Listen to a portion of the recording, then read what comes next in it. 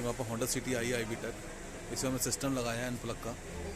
यह अनप्लग का 10 इंची का सिस्टम है इसका। ये आपको होंडा सिटी बनाना चाह रहा है। सीट कवर लगाए हैं हमने। होंडा सिटी गाड़ी है।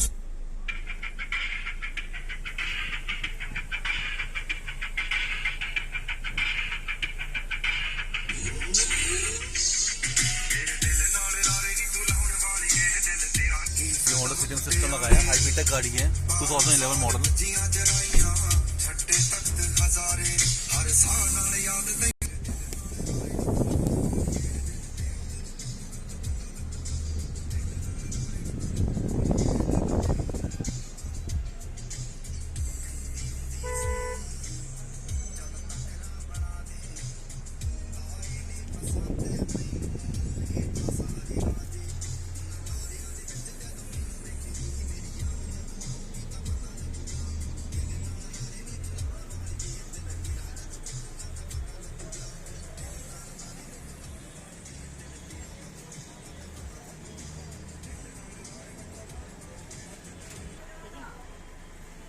ये होंडा सिटी IB टेक गाड़ी है।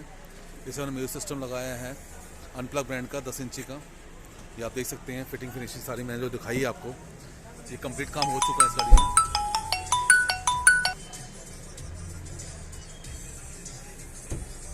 या फिटिंग फिनिशिंग देख सकते हैं। होंडा IB टेक गाड़ी है, 2011 मॉडल ये वाला।